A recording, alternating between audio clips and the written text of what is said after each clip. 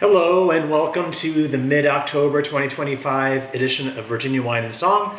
I'm going to be shooting a few more videos this fall because fall is probably the best winery visiting time in Virginia, I think. Of course, every season is great, but fall you've got the advantage of the changing leaves and the cooler temperatures, especially after a summer that was rather hot and humid. It's nice to be out in crisp air, and you have the decorations, of course, the pumpkins and the harvest, the Indian corn and all that stuff, scarecrows or whatnot. So anyway, it's a great time to go to the Virginia wineries in the month of October. So that's why I'm going to do a few more videos this month than I normally do. And once again, this is the YouTube channel where I talk about a Virginia wine and a Virginia winery, and then pair it with an underrated album from the classic rock era, which I believe is 1964 to 1999. So we're gonna dive right into yet another winery that's in the area where I live, which happens to be the Shenandoah Valley. And I think the Shenandoah Valley is one of the best places to go to in Virginia for going to wineries in the fall, because we've got the mountains, we've got the rivers and the creeks and the streams, and the Monticello AVA around Charlottesville is great too, but it tends to be very crowded, because Charlottesville and Monticello area is considered to be like the heart of Virginia winery areas, and it's also got UVA nearby. So when you have UVA, especially on a weekend where there's a football game, it's going to be hard to get anywhere near Charlottesville, let alone a winery. So go out further west to the Shenandoah Valley, and it's actually a little closer to the DC area than I think Charlottesville is, because the road to Charlottesville now, Route 29, the main highway to Charlottesville, has become really clogged. 10 miles north of Charlottesville, it's become almost like Northern Virginia. It's really, the traffic is just out of control. So you don't have that problem really in the Shenandoah Valley. So I'm going to be talking about another winery in the Shenandoah Valley. And this winery is the oldest winery in the Shenandoah Valley. This winery the grapes were planted in 1976.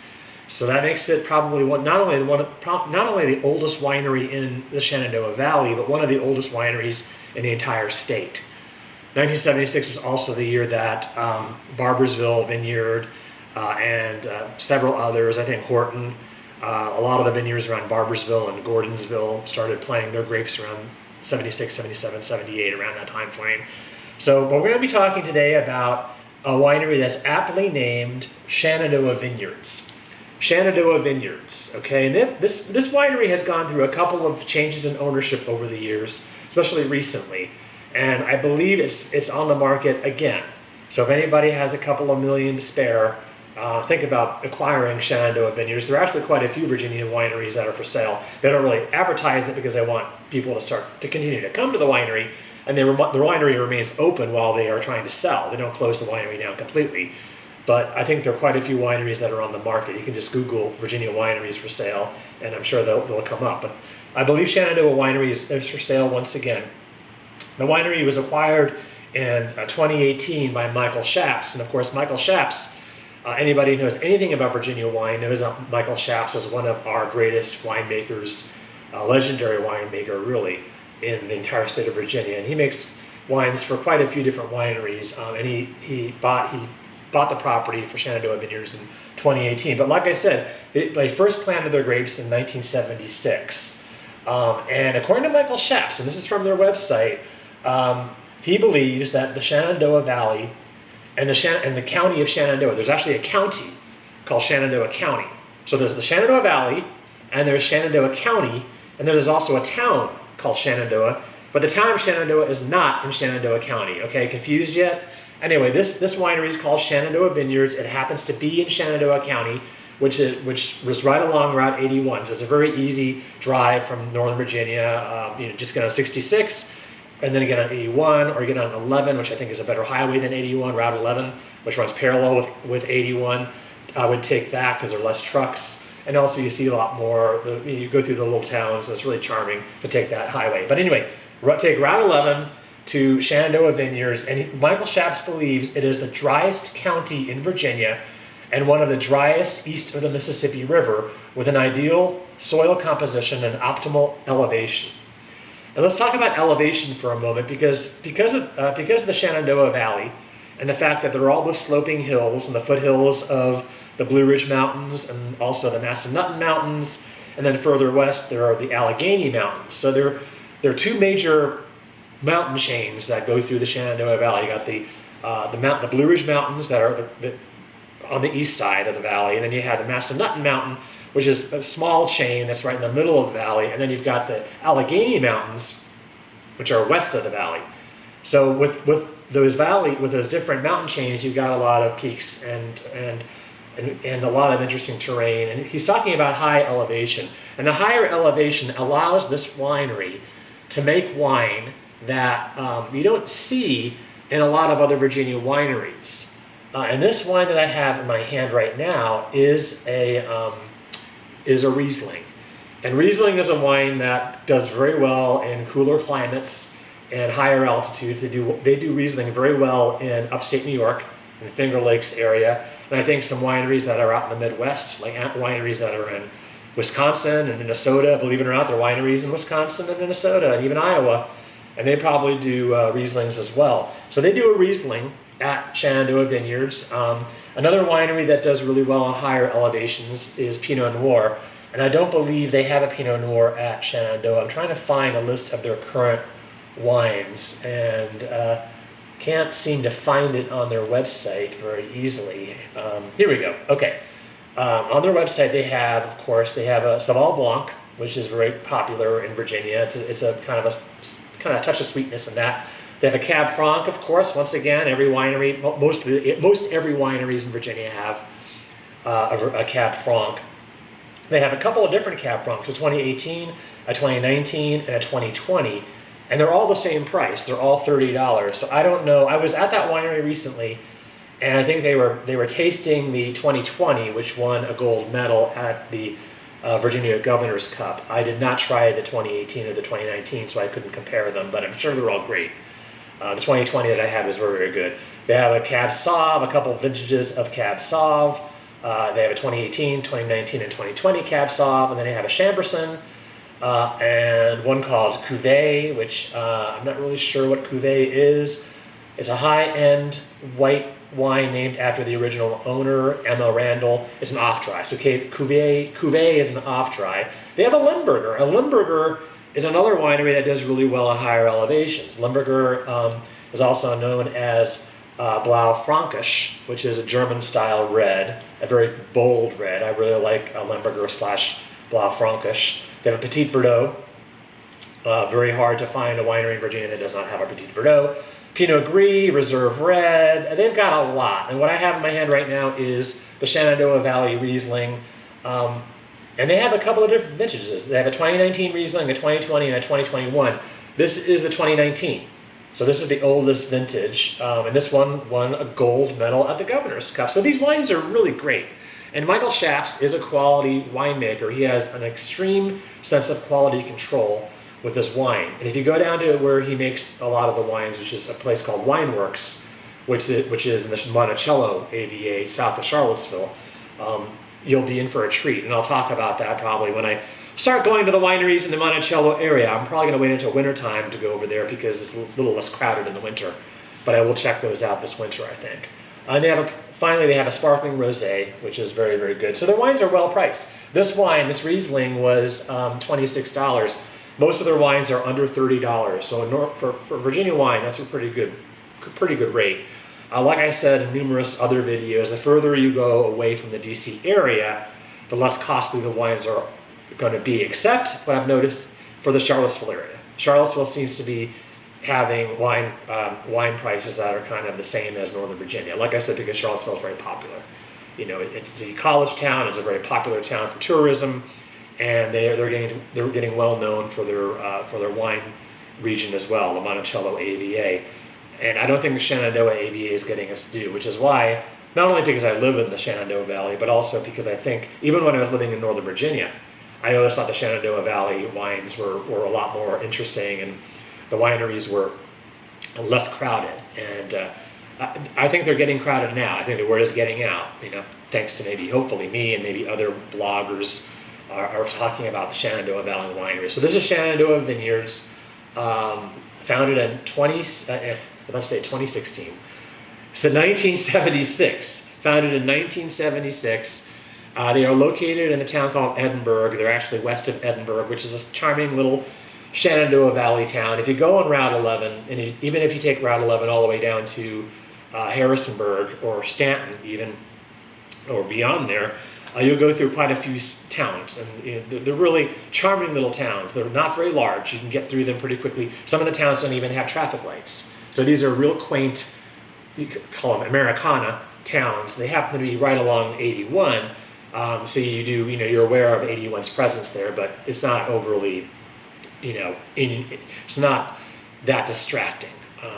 So anyway, let's talk about the record that I've chosen to go with this. And as I mentioned before, I like to pair an album or an artist that I think kind of goes well with the wine, and try to find a connection between the wine or the winery that I just focused and the music or the album. And it's not that easy. Sometimes it's really hard. So I'm going to try to connect these two using the year 1976 as my connection. But the album I'm featuring is actually not from 1976, but the lineup of this particular band was revealed in 1976, and I'm talking about Fleetwood Mac. And Fleetwood Mac has been around in various incarnations for many years. They've disbanded now officially. Because they've had a lot of internal drama through the years, as you all know. If you're familiar with modern pop music at all, you will know all of the drama behind Fleetwood Mac. And of course, Christine McVie passed away in 2022.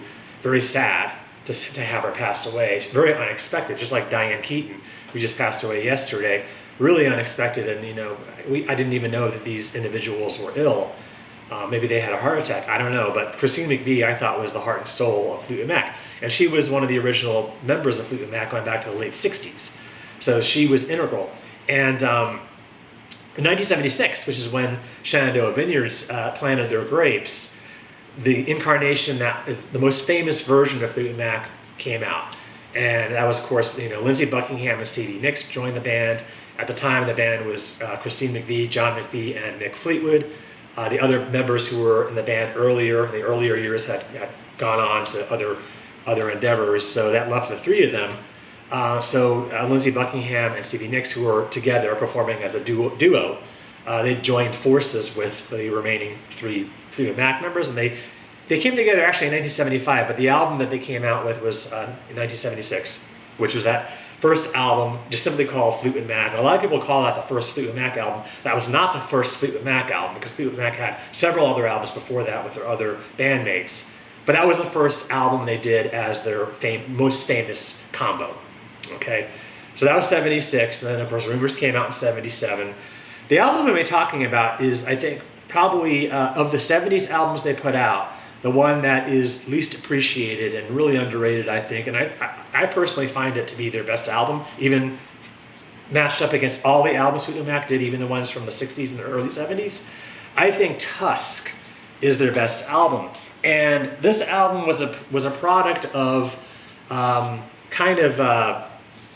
don't know how to describe it. Whenever an artist or a band puts out a really popular album, in the case of Fleetwood Mac, it was Rumors, the follow-up is, of course, people wait for that follow-up album with bated breath. It happened with the Eagles when they released Hotel California. Everybody had great hopes for the follow-up to the Eagles' Hotel California. Same thing kind of happened with Fleetwood Mac. And it's hard for a band to kind of come up with something where history, kind of lightning strikes twice. And I don't think Fleetwood Mac was really interested in doing that. The one thing about this album that I think is a little extravagant is the fact that it's a double record. In 1979, the country was in the midst of almost a recession. Basically, inflation was very high. Oil prices were very high, and they put out this double album, which they got some flack for that from the press, not just the pop music press like Rolling Stone, but also from just regular news outlets. I mean, why are they putting out a double album? Well, there was so much material that they had, and most of the material was coming from Lindsey Buckingham. He was on a creative streak, and he could have saved a lot of the songs that ended up on this album for like a future album or even a solo record, but he decided they wanted to put them all out because, like he said, the album is a product of its time. This album came out in 1979. the late part of 1979. I think it came out in the fall.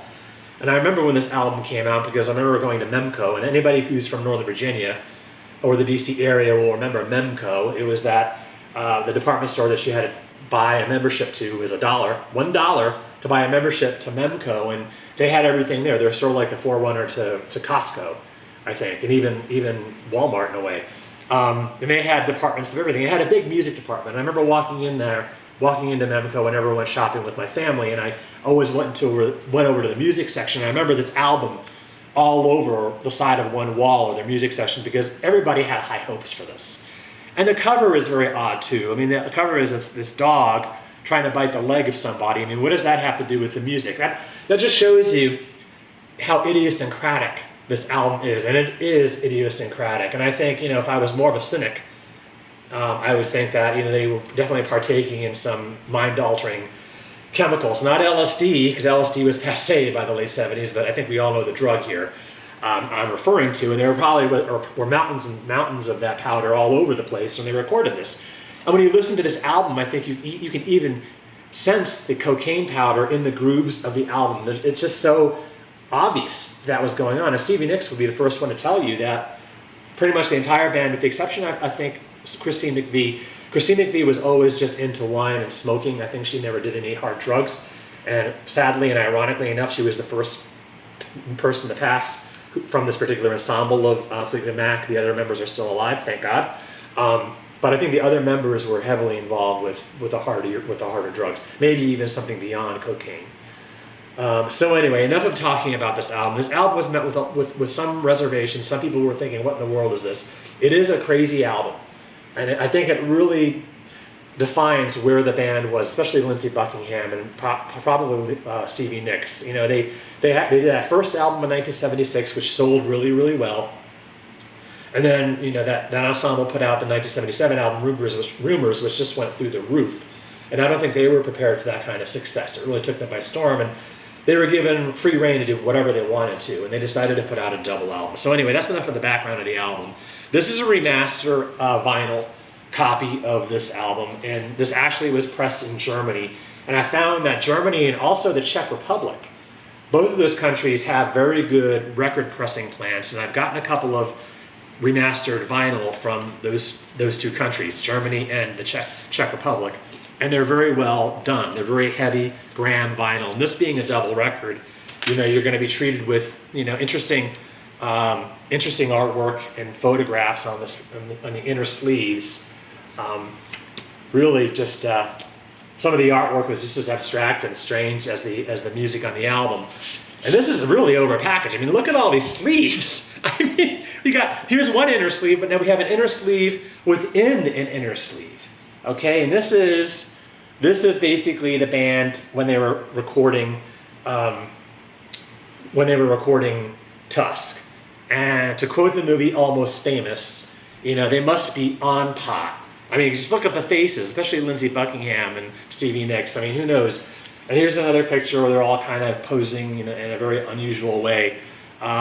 Just really wild stuff. So the album, I always inspect the album. I did break the seal. I have not listened to this because I don't have a decent turntable at the moment, as I've mentioned.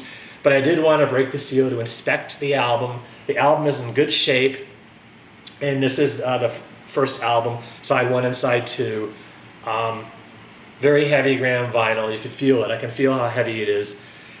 What's interesting about this album is the sequencing. The sequencing is so strange. The album opens with Over and Over, which is a song by Christine McVie, which is very mellow, and it's almost like, a song that would normally be like, the last song on side 1 or the last song on side 2. If you're looking at a 4-side album, a double album with 4 sides, they put one of the most smoothest, not to sound like yacht rock, but one of the most, the smoothest song as the opening track. I mean, this album could have opened with the song Tusk, which was one of the top 40 hits from this album, and they put the song Tusk near the end of the album. So the album sequencing in itself, I think, is very interesting and unique. I think it's just a masterpiece. I like it more than Rumors. I play it more often. I do have a CD copy of this, which I play more often than Rumors. I think the songs from Rumors were just played so much that, you know, people got really tired of them, especially songs like, you know, Go Your Own Way and The Chain and Don't Stop. I mean, we've heard those songs a million times, and I like those songs, but you don't really hear a lot of songs from Tusk. But you hear the hits from this album were Tusk, the title track, and then Sarah. Sarah is one of Stevie Nicks' real classic songs with Fleetwood Mac, and that's on this album. And also Over and Over. Over and Over was not a hit, but it starts the album off in a very mellow, smooth note. Think About Me was a top 20 hit. That's another one of Christine McVie's songs. The songs by Stevie Nicks were kind of melancholy. This album came out after Rumors, and all the drama that was involved with the making of Rumors with the band members breaking up, that all kind of subsided. So they remained friends, but I think there was still some estrangement there with some of the band members. So a lot of Stevie Nicks songs are kind of melancholy and kind of, you know, very, very moody. I think it's probably some of Stevie Nicks' best songs are on the CD. And of course, then you have Lindsey Buckingham, and he's got the really wild Beach Boys-esque songs. I think he was even trying to mimic Brian Wilson on this album, and Lindsey Buckingham is a huge Beach Boys and Brian Wilson fan, so it makes sense. This album, I think, is almost like their Pet Sounds. I mean, there I said it. I think it's as influential for a lot of people, myself included, as Pet Sounds was, and also the White Album. This is very similar to the White Album, not only because it's a double album, but because they put their whole ball of wax into it. But they did create something I think is very cohesive in a way, even though the songs are really jangly and kind of all over the map. You put it on, and you enter this world. You're transported to Laurel Canyon, where they were living at the time, 1979, when they recorded it. And you're just taken there. The albums they put out after this in the 80s were good too, but I don't think they ever really matched the success of this. So this is Tusk. This came out in 1979, 3 years after this winery planted their first grapes, Shenandoah. And I know Christine McVie was a big wine drinker, so she probably would appreciate this wine. So I'm glad, I hope you partake in a little bit of Shenandoah Vineyards wine. Come down to the Shenandoah Valley this fall and visit our wineries, and check out the record store. We have a great record store in Luray called Switz. I'm not getting paid to endorse them. I just think it's one of the best reused record stores in the state. And then they may even have a used copy of this Tusk, so check it out. I'll see you next time.